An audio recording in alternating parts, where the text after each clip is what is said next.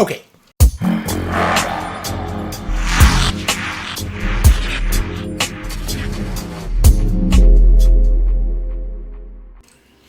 Genes. Jordache genes. Okay, not jeans like Jordache jeans, but genes. I've been really interested in talking about genes. Hi, welcome to episode 4. You might be saying, what happened to episode 3, bruh? And I would tell you that I filmed it. It's right here. You can see clips of it. It's like almost an hour long. I go through a whole bunch of cool stuff. I talk about what's happening with Olga and the clinical trials that we're working on. And actually, right in the middle of the recording, there's this big thing that happens where we have to dart out. And it's actually quite a bit of fun. And then towards the end of the episode, I pick up a thread on stem cell research and therapy and gene therapy and all that stuff, but I can't publish that stuff because some stuff has happened. I shot the whole thing and wrote the whole thing up, and then when it came time to publish it, some stuff happened that I can't talk about right now. It's all above board stuff, nothing shady. We're not trying to hide anything. I guess technically we are. There are just some things that I explain in that third episode that is better. It would be better if that explanation was not public as of yet. That's all I can say about that right now.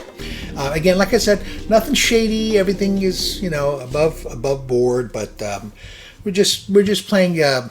We have to play something a little tight to the chest, if you will, in order for us to reap the maximum benefit possible for my wife. And so that's why I will post that third episode. We'll call it the magical episode, the magical mystery episode 3. That it's really not magical at all, but that I will probably play for you. Probably in the next 3 or 4 months, I would say. I have to wait for some stuff to take place first, and then I'll explain the whole thing too. I mean, it's not as if you'll have to figure all that stuff out, but I'll explain why I didn't put it out, when I put it out, and it's actually, that story in and of itself is a really interesting one, in my opinion. I think it's probably going to upset many of you, as well it should.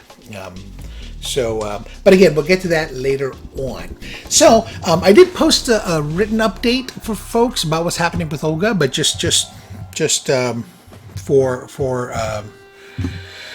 keep everybody up to date as to what's happening specifically with her situation. So we are right now in the midst. We need to get some gene testing done to find out exactly whether or not she does in fact have sporadic ALS or she has hereditary ALS. Looking for a couple of specific genes, and we're looking for different ways to be able to run these tests. I'll tell you, Kaiser has been real tough, man. They're not very responsive when it comes to this kind of stuff. Kaiser's really, really good when it comes to, surface level things. I got a cold, I broke my arm, that kind of stuff. And, I have I need some surgery or something to that effect. Things that are pretty routine, I guess. I don't know, for lack of a better term. But when it comes to specialty stuff, man, like, neurodegenerative diseases, they are like loused. They just not, they've been very disappointing for us. I'll definitely talk a little bit more about that later on. I don't want to spend the kickoff of my little vlog here, all making it all about complaining and moaning and but I have a thing or two to say about Kaiser. Okay, so we need to get that gene testing done so we can make a determination as to whether or not she would be qualified for another type of clinical trial that also uses stem cells, but it's specifically geared for folks who have hereditary ALS. And we don't know if she has it. We've just been assuming all this time that it's sporadic, but maybe it is hereditary. She recalls something happening with her uncle or her great uncle. I'm not quite sure, but they don't really know what it was. So I don't know. Who knows, right? So let's get it tested. And that's our big to do right now, is to get that testing taken care of. And then secondly, we really need to get her started on this Radicava medication, which is fascinating stuff. So Olga and I and a friend of mine went to an ALS meeting in Orange County, where there was a lady who kind of spoke up about Radicava and gave us the whole breakdown of exactly what it is, how it works, how it came to be, and not many surprises. A lot of the literature is exactly what she said. What I've been reading about Radicava is pretty much what she said. It's a tasking thing, to get on Radicava, because you don't really know if it's working or not. You just keep your fingers crossed that it is working. So what it basically does is it statistically extends the life of people with ALS. Basically something in the 3 to 9 months, 6 months basically, but that range of time, but you don't feel something in your system, and it's a chore. It's like half the month every day. It's like a 1 hour infusion process, and we can do it at home, but it's really a big deal, So they have this little thing called the Mickey or button. They put it, these basically lips, gets attached to your right arm here, and you can just pop it in and infuse it for an hour. I think there's more to it than just that. There's another way to do it, where they'll actually just put a port, literally a port, maybe a USB, where you for your infusion days, where you take Radicava, you have to infuse it with your blood. You literally pop, stick it in, boom, sit there, for an hour or so while it infuses in your system. It's a major ordeal. It has side effects, but at this point, there really aren't many choices, right? It's not as if, we can just take a pill and it'll all go away. There's homeopathy, the natural remedies that we're going to be looking into, certainly starting up already. We've already gotten some good cocktails, some good recipes or protocols, as they're being referred to as by some people. And everybody, of course, has an opinion, So, we're really counting on what the ALS clinic tells us, the UCSD folk tell us, but we're also relying on some other folks, because as I say in the third submission for my vlog here, I'm starting to realize how far behind the rest of the world America really is when it comes to these miraculous technologies. I'm talking about stem cell therapy. It is a big deal, man. And frankly, I can't believe that we don't have stem cell therapies here in America. It is crazy to me that and it works. Again, I'm going to do one of my episodes will be about exactly this topic, but bottom line, I'll just kind of talk through it so you understand. And if you do, I apologize. Fast forward. So stem cells, just think of them as types of cells in our bodies. Everything in our body is a cell, basically. All of it, right? They're specific. It's a skin cell, it's a cuticle cell, it's a vein cell, it's an eye cell, it's a hair cell, right? But stem cells are the types of cells they're pluripotent. They can turn into whatever you want them to turn into, whatever they need to be turning into. And of course, once they turn into that, they stay that way, right? Well, the holy grail here is going to be able to take those kinds of stem cells and to somehow put them back into that pluripotent state, so they can become whatever they need to become, right? So anyway, that's the idea, right? Cells, right? And that stem cells can become any kind of cells, including neurons and all types of different cells, right? So the idea behind the cell therapy is to be able to take the stem cells, the adult stem cells from yourself, the autologous stem cells, and culture them so that the nourishment component of these stem cells gets juiced up, called neurotrophic factors, and then to take those and put them back into your spinal column. And literally, what I'm finding out happens is that these stem cells just like find the damaged area and they just go right into the damaged area.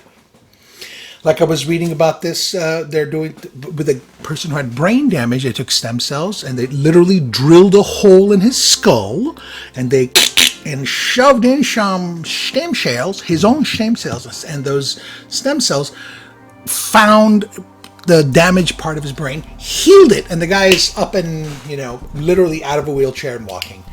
So it's like we have this magical thing inside of our body, and we can use it to heal ourselves. And you can extend that argument and say, well, shoot, if we can heal ourselves, I wonder what else we can do with that stuff. Maybe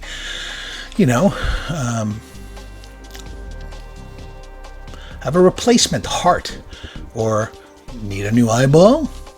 Sure, here's an eyeball. And the trick would be to extract as many stem cells as you can when you're very, very young, right? Not like an embryo. I mean, like when you're a human being, get the stem cells out of you because they age, right? The stem cells age along with you. And so the older the stem cell, the less potent it is. But the younger the stem cells, the more potent it is. And so the trick is to get damn shells and cryopreserve them so that, down the road, when we go, sure would like a new hip, you can grow one, or, if, you're having some issue with your pancreas because it's not secreting enough insulin or something, pancreas, please, maybe in the shade of blue. Do you have something in the shade of blue, right? Honestly, it's not that.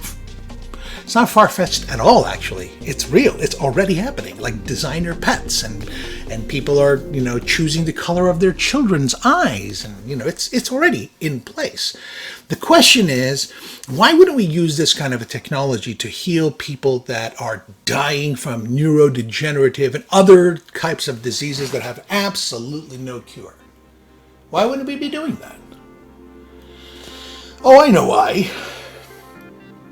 Because of the controversy. There's a lot of controversy. Okay, so what's the controversy? The controversy is that in order to use embryonic stem cells, you have to destroy these things called blastocysts, which are like, proto-human cells. They're not human, they're stem cells wrapped inside some placenta, other types of cells, and they are ready. It's the kind of thing that the blastocysts or blastocyst, I think is what it's called. It's the type of thing that when a person is doing it in vitro or in utero, fertility, therapy or something like that. When you take the eggs out of a woman and you put them into another woman, those are called blastocysts. You're not literally taking eggs, you're taking the blastocysts that have the eggs in them. And so when you take that, you put the stuff in the woman that's going to try to bring the kids to term, some of those blastocysts don't go into the woman. So what do they become? They become medical waste. Literally, they become medical waste, and we chuck them. Or we can take those, which is what happens, take those blastocysts and basically use them to create stem cells or stem cell lines that can then be, explored and then recultured and so forth. So what's the problem? The problem is that there are a group of people, a very large group of people who, in my opinion, do mean well, but are faced with this philosophical question of, is a blastocyst a human? Because if it is, then we're killing them. In essence, in order for us to get stem cells out of those blastocysts, we have to destroy the rest of the blastocysts, right? So I hope they're called blastocysts, because I've said blastocyst a lot. I think they're called blastocysts. I don't know. I got to look up my biology textbook. Not from high school, from college. Yes, I took bio, and I think we all took bio in college. Anyway, so that's the issue, is that stuff gets killed out. Now, you ask me, is that a human being that we're destroying? And I say, no, it's not a human being that we're destroying. In fact, I would suggest that even those that believe that human life starts at the zygote level, should be easily, not easily, but certainly persuaded to recognize that this is one of those, it's probably not the right term, Sophie's choice types thing, where it's a kind of damned if you do, damned if you don't type of thing. And if it's that kind of a decision, I'm going to err on the side of the conscious being, saving the life of the conscious being, not the potential unconscious being. I don't want to kill anybody. I don't want to lose anybody's life. See what I'm saying? But I value not only life, but I value consciousness, really more so than anything else. More so than anything else. It's consciousness. It's the narrative. It's the information that makes us who we are, right? It's a bigger question, I know. I got a lot more to say about this. I just have to formulate it. I'm just starting up the process of thinking through what are the philosophical questions, what are the ethical questions, the political questions, the physical, medical, scientific. What are the questions associated with stem cell therapies and just gene therapies overall, you know? I mean, really? Are we really going to say that about 100 cells that don't have a name, don't have a look, you know, are people? Are they really people? What if, for example, God forbid, my hand went gangrenous, you know, and it's like if I keep it on, it's just going to go worse. It's going to crawl up and kill, you know. If I cut off my hand, am I throwing away the sanctity of human life by saying, this is a bad hand, it's cut, I need to cut it off now because it's going to kill me? Is this life here? Is it my hand that's the issue? Or is it the information that's called Emil Ohangazade or Johnny or Becky or whatever? You know, is it that information line that makes life what it is? And I think that's what it is. At least that's my way of thinking of things, you know. I have my car's license plate is quite a topic at cocktail parties because nobody knows what it stands for, what it looks like. Because I used to work in IT, so it's IT, FRMBT is my license plate. So they see it, they go IT, okay, so it's a meal, so it's got to be IT from BT, IT from butt, IT from the butt. No, bro, it's it from bit, which is this concept that, again, more to come on it, from the information science domain, that everything, the universe and the universe that it encompasses, is just information. You know, it's the smallest bit of thing, the smallest concept is not a quark. It's not a muon. No, it's information. It's a bit. It's a bit of information. If you buy into that argumentation, then no, a bunch of cells do not a life make. You know, I know it's a bigger question. In fact, I'm gonna reach out to my buddy Ara, lives up in the Bay Area. Maybe get him on and have a little conversation with him about it. He's a philosophy dude, and he's got some interesting thoughts. And I'd like to see what I can get out of that guy about this particular topic. And I have a lot more to say about it. I just right now I'm formulating my thinking about it. But bottom line is this stuff could save lives, you know, millions of lives, right? Because we're not just talking about curing ALS at this point, right? At least not in my headspace. I mean, most immediately I want my wife to, you know, I want her to be healthy, but the larger topic is really about, you know, neurodegeneration, really almost all kinds of things, you know, cancers and you know, all sorts of different things can be healed with stem cells and gene therapy. Yes, genes. So let's talk about genes. Okay, genes. Okay, so first we have to talk a little bit more about neurons. So neurons are some of the longest lived cells in the body. And they are stubborn little buggers Because unlike most other cells in the body, and they die out, right? They get recycled, like new ones replace the old ones. But neurons, which are just specific types of cells, live as long as you do. They're irreplaceable. So once they take on their purpose in the nervous system, they won't divide anymore. So heads up, once they're gone, they're gone. They also eat like teenagers, like as far as like ravishing glucose and oxygen, like a mouse. In fact, they suck up about a quarter of all the calories that we take in each day. Well, the brain does. They're like routers, neurons. They listen for a signal that comes from either the brain or the spinal cord. The brain and the spinal cord, called the central nervous system. And when the signal comes flying by, they hear it through the dendrites, which are like these little live wires that are branching out from the center of the neuron's cell body, just listening for electrical signals to swing by. And once they get them, they push them through their long wiry parts called the axons to where they're supposed to go, like to other nerve cells or muscles or gland cells, that sort of stuff.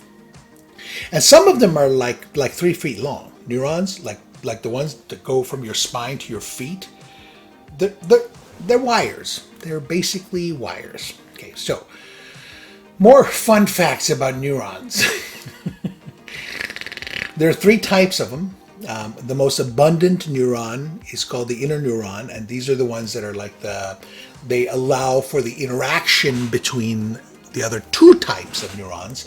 Sensory neurons, which are the wires that go from your sensors, like your skin or your organs, up to the spine and then to the brain. And then there are the motor neurons, we're getting there, which are the wires that are used to transmit impulses from the brain and the spine out to the peripheral nervous system. So, peripheral nervous system. There's 2 major nervous systems in us. There's the central nervous system, I mentioned that. It's the brain and the spine, and the peripheral nervous system, which is everything else. Like all the nerves, the ones that connect the brain and the spine to your limbs and organs. Okay, so your neurons send all of the impulses that are responsible for like every one of your thoughts or your actions and like your feelings and stuff like that. And when they get stimulated, they send electrical impulses down the part called the axon, and that's the long wire part to wherever they're supposed to go. In fact, they're pretty task-oriented. The other thing to know about neurons is that their axons, the long part that's covered, the wire part, it's got this protective sheath made of this thing called myelin. And what this myelin does is it accelerates the transmission of the electrical signals along the axon. It's like, it's myelin is like proteins and fat. So like think of it as something slippery, okay? Okay, but back to the axon. And what's cool is that my background with network technologies really came in handy here because there are so many parallels in how the central nervous system and the peripheral nervous system, the CNS and the PNS work. So the impulses travel along the axon, which have these voltage-gated channels inside them, like a gate. They open and they close in response to electrical voltage. So they're affected if there's an electric charge around them. And this electrical charge is created when sodium and potassium go in and out of those neuron cells, the actual cell body, when they go through those gates. And as they go through the gates, they create this electromechanical charge that travels down the axon. So if you understand polarity, this makes sense to you. If you don't understand polarity, this might not make that much sense. So, all right, there's, I'm sweating. I'm talking about voltage gates, and I'm sweating out a storm. Okay, so there's potassium ions inside the neuron. And there's sodium ions that are just outside the cell body. And because of the nature of those two ions, there's so many potassium ions inside the cell that create a negative pole, and the sodium outside creates a positive pole. But when the ions switch places, the poles flip, and that pushes the charge down the axon. So literally, that charge, which is still a magical thing if you ask me, travels down the axon and hits a muscle, which then retracts, and that's what pulls your arm up, for example. So that's not supposed to work. But with ALS, what happens is that the nucleus of the neuron, the center part, it secretes this thing called ribonucleic acid, or RNA. And this RNA is then transformed into proteins thanks to something else called ribosomes, and then that protein builds up some momentum by traveling through this thing called the Golgi apparatus. Golgi, always me. You can't even see the sea.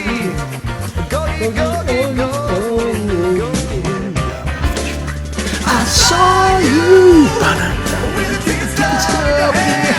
I saw you.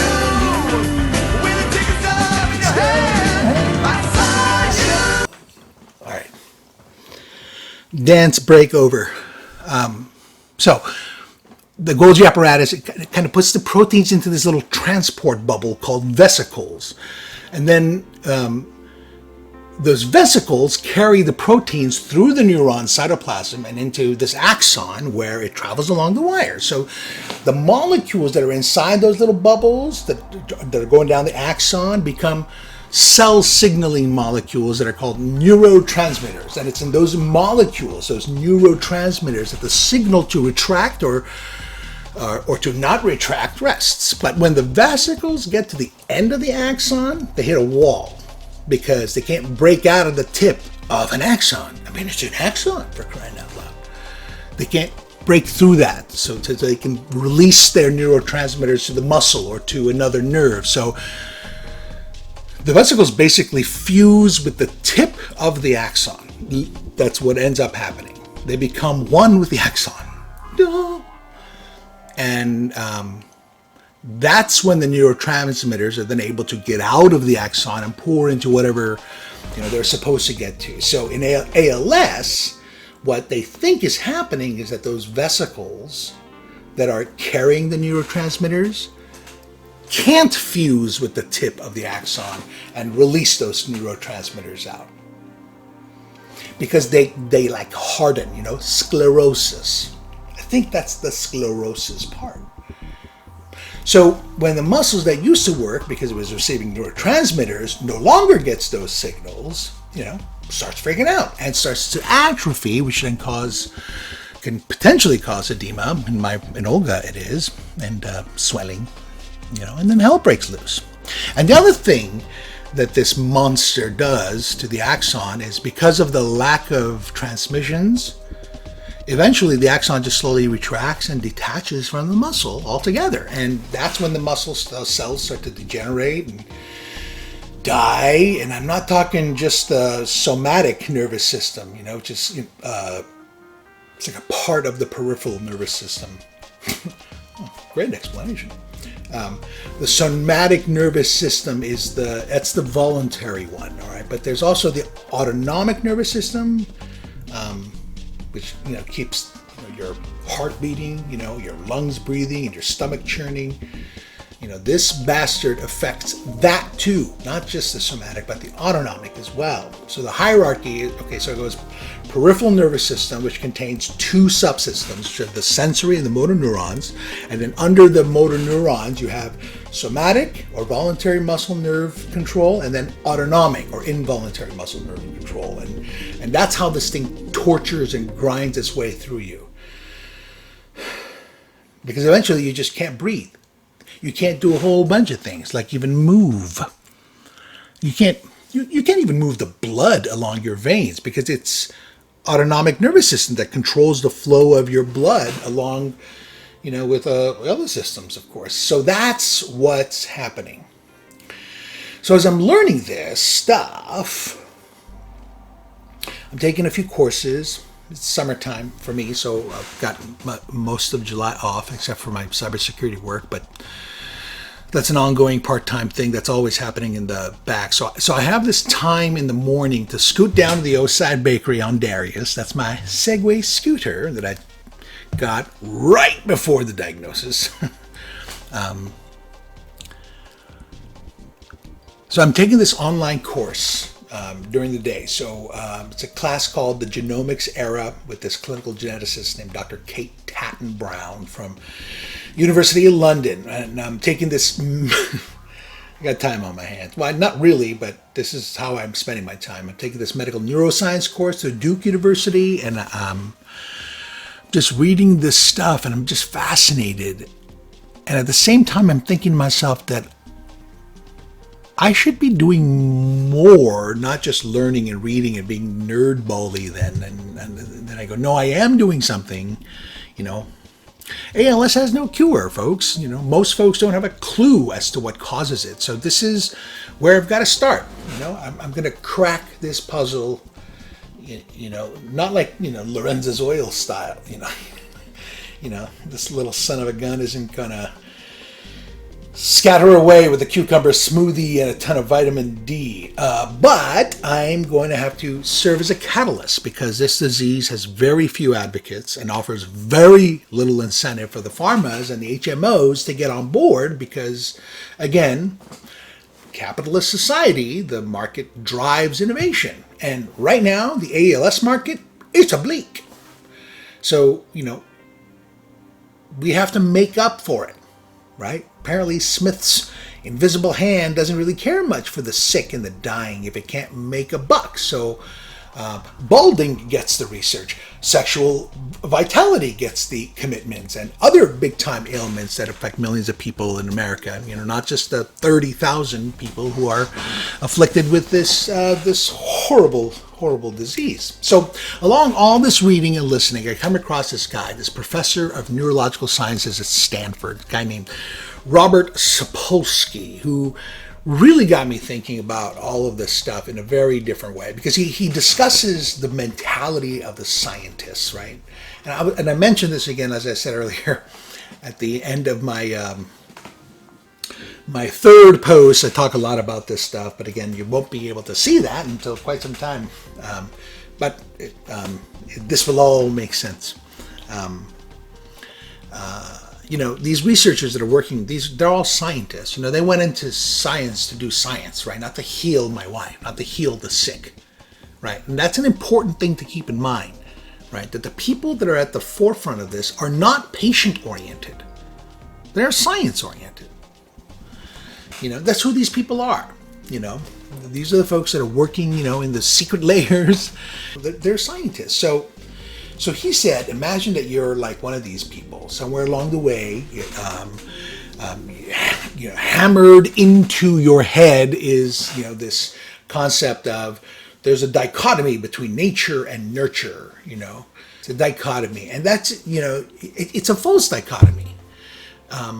Because what it's built around is this idea that nature, is this deterministic thing. Right, there's at the bottom of everything. When you lift up the curtain, you find out that it's all one big machine. Right, there's causality. Right, there is, life is actually just DNA. So what scientists are trying to do is they're trying to find the code of codes. Right. That's what they're driven by it. And the other end, it's maybe not the research sciences, but the educated folks, right? The intelligentsia, like people like myself, the other end of that spectrum, the social science perspective is that, we are social organisms, Science is for, the petri dish and stuff like that, Human beings are outside of nature, right? We are outside of biology, and this guy, the Stanford prof, is basically saying that's malarkey, because you basically cannot understand science outside of the context of environment. You can't do it.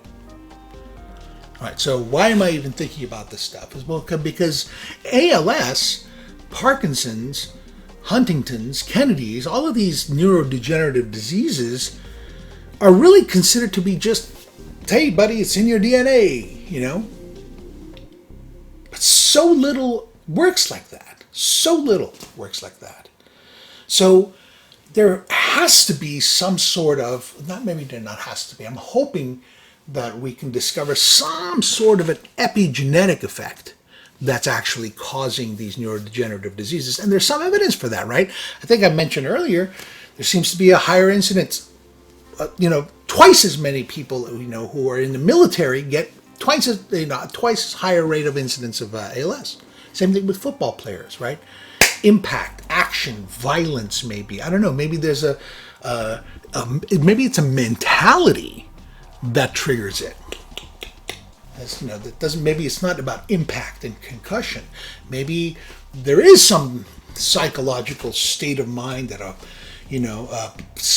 lineman on the Lions. That's a pretty fierce mentality. Same thing with this. The Marine or the sailor. Who's charging the hills like they charge hills now. I don't know what they do. They thank you for your service. I literally just don't know what they do. That's what I mean. Not that they don't do anything. They do a lot. I don't know what they do. So there's this other guy named Richard Wilkinson. He's from the University of Nottingham. And he's talking about genes. And he's saying how genes are not just things that make us behave in particular ways regardless of our environment. Right? They give us different ways of responding to the environment. And in fact, it looks as if, a lot of our, influences going back to when we were babies, the child rearing actually affects gene expression. Actually turning on or off different genes to put you on a preferred developmental track or potentially a second class developmental track. It might suit the kind of world that you have to deal with. So I guess what I'm getting at is that I believe there is a fundamental flaw in just how we go about seeking innovative solutions. We can't just rely on market economy principles as a means for everything. Right? This is the crux of the matter for me right now. The nexus between science and commerce and philosophy and ethics and health, technology, I think is a much bigger pie that I need to learn more about before I pontificate on. But this stuff has been getting me to a place where I'm just thinking, I'm helpless. I'm helpless right now. What else am I going to do? I don't have a research lab. I got a camera and an amazing woman who is a tremendous partner and a great friend. And I got the internet. I got my friends. And I have my family, certainly. But I want to be able to do more. I need to be able to solve this situation, So I'm thinking about all this stuff, right? We talked about the epigenetic effect. Epi meaning like on top of. This great guy, Hungarian child psychologist, Gabor Mate. If you haven't seen this guy's YouTube videos, crank it on blast. He's brilliant. And it's really cool. He's got this soothing voice. He's like on Thorazine day and night, I guess. I don't know. No disrespect, Mr. Dr. Dottore. He's like a guy in his 70s now. He actually was like a Auschwitz survivor, a Holocaust survivor. But anyway, brilliant man. And he speaks of this concept of epigenetics, that everything is about the expression of the gene is what causes maladies. People are thinking that somehow everything is gene connected, right? It's this science mentality, this paradigm that we live in, this new religion.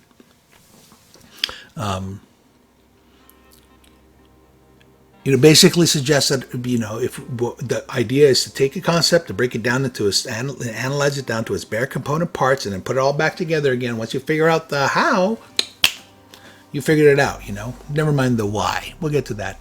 Maybe. Who cares about the why? Let's just learn about the how and the what. So anyway,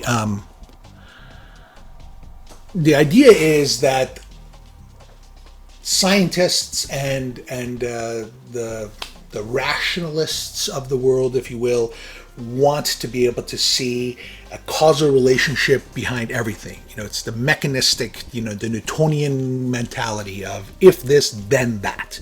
This happens, then this happens. And so if this happens, what we need to do is find out what are the things that happened right before it happened. Oh, look, this happened, so that's why it happened. You see, this mechanistic clockwork mentality is what I think all researchers are really thinking about. I know that's a gross generalization, and I apologize to all the geniuses out there that are doing some tremendous work, but I just can't help but think that some of the, maybe some of these scientists and researchers are trapped because of the mentality that they're stuck in, because they're trying to find a mechanism. They even call it that. They call them mechanisms. And it's like, what if it's not a mechanistic issue?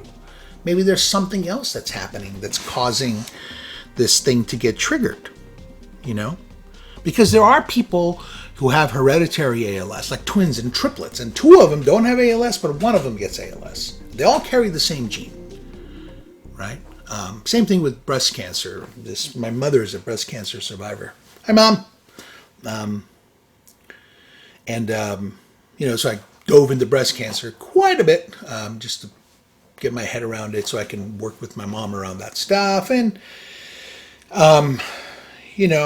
there's like 7% or so of the population that actually carries the gene or genes that are most responsible for breast cancer. And of the people that actually have even those genes, they're not all going to get breast cancer. So what is it that causes these people to get breast cancer and not these people to get breast cancer? So what this Mate guy taught me, which I think is brilliant, is like this whole, mapping of the human genome thing is like doomed.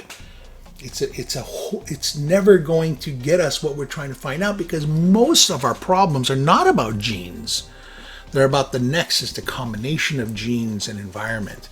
But environment is such a big X factor that can't be controlled. Genes, I can find them, I can calculate, I can knock them down. So let's focus on the importance of genes and never mind the environment. And so as a result, perhaps, there isn't the level of creativity, the level of abstract thought that would be required for someone who's trying to crack a monster as big as ALS or as big as neurodegenerative diseases, because they're just stuck in trying to find the, if this and then that, right? And maybe they're not. And I will post an apology if I find out that no, researchers have gone way above and beyond that, but I'm not sure that that's really happening. So, it's really, really tripping me out, So I want there to be some sort of an epigenetic of, thing. I want to be able to explore that so I can say, hey, look, this is the thing not to do, so that you don't, express the gene, especially if you carry the gene. And what gene, by the way? That's the other thing. They don't know. It's a strange thing too, because I work as an assistant principal, I deal with a lot of behavior stuff. I deal with a lot of, I oversee special education. I'm really interested in the field of, supporting, people and children that have special needs, not just special needs, but also, need enrichment, I'm also really interested in kids who have language challenges that they're trying to overcome. So I work in this field a lot, and I see a lot of kids with a lot of, behavioral challenges that they're working on, and now that I've been thrust into this crazy world, I've been thinking quite a lot about, some of my kids and the whole, the genetic component, and I'm starting to think that maybe it's this, that there's a potentially dangerous thing that might be happening, with this movement again, the scientific approach to what it means to be a human. And when we say that a behavior is genetic, that's a really dangerous thing, right? And that, what does that even mean, right? Because it can mean a lot of different things, right? For most people out there, what it could mean is, that the view of life, that everything is rooted in genes and genetics. Genes equals things that can't be changed. That's one of the things that Gabor Mate talks quite about. They are things that are inevitable and that you just might as well not waste resources trying to fix because, put your energies into trying to improve something else because it's, it's genes, it's inevitable, it's code stuff, it's unchangeable. And ask a geneticist or a person who studies this stuff, and they'll tell you that that's actually nonsense.